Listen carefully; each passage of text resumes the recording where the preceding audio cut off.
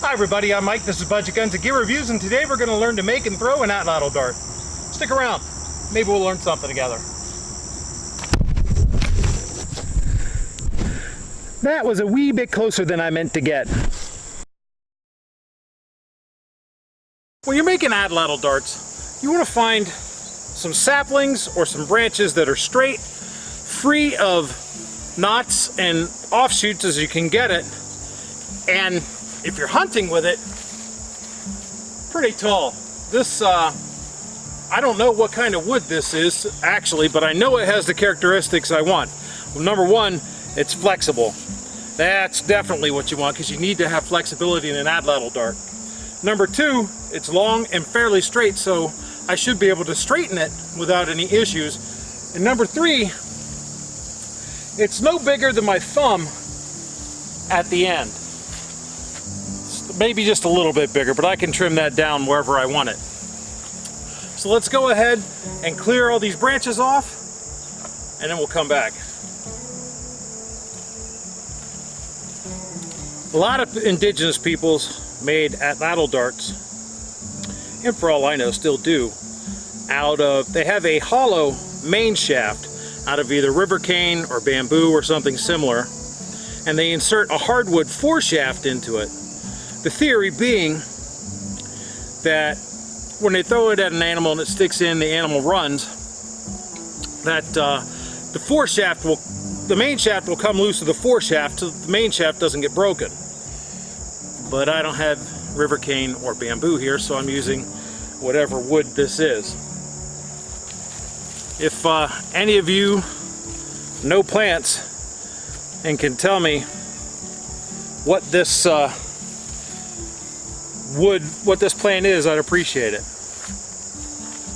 Anyhow, now that we've got our flexible main shaft, you know, this thing's taller than I can reach, which is actually a pretty good length, especially for hunting, because you want a little bit of weight to it so it gets some better penetration. Next thing I want to do is take this bark off. Now that I have most of the bark off, I'm going to go ahead and cut this to length.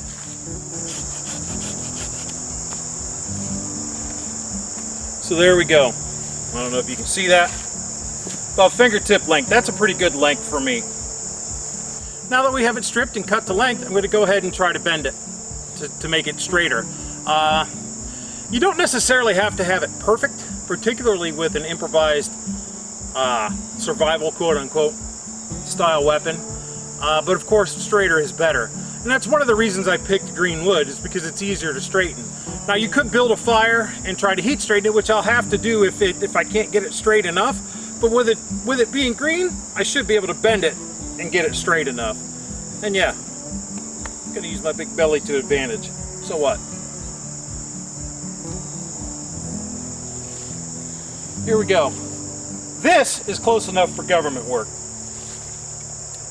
Now the next step, if I were going to be using this for an improvised hunting weapon, would be to build a fire and carve this down to a point and heat harden it, fire harden it. But I'm not going to do that because this is not, you know, I'm not trying to kill anything with it. This is just target practice. So what I am going to do is cut it flat, bevel the edges a little bit with my knife, and then wrap this end in duct tape to make sure that it doesn't split on me. Okay, so I ended up trimming just a little bit off of this. That's okay. I mean, it's still taller than I am, and I'm 6 feet tall, so this is maybe 7 feet, 6.5, 7 feet. And that's okay.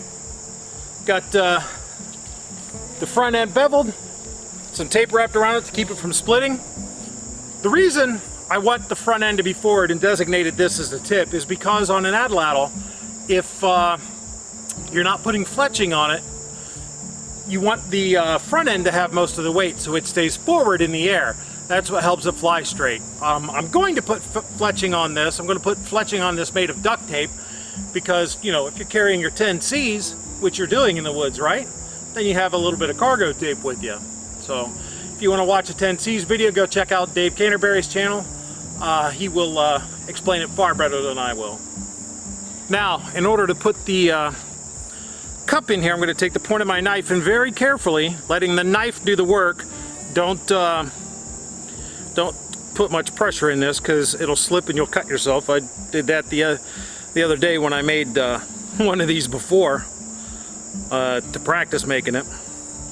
But just let the tip of the knife do the work and carve a small recess in the end of the dart. And this should be sufficient.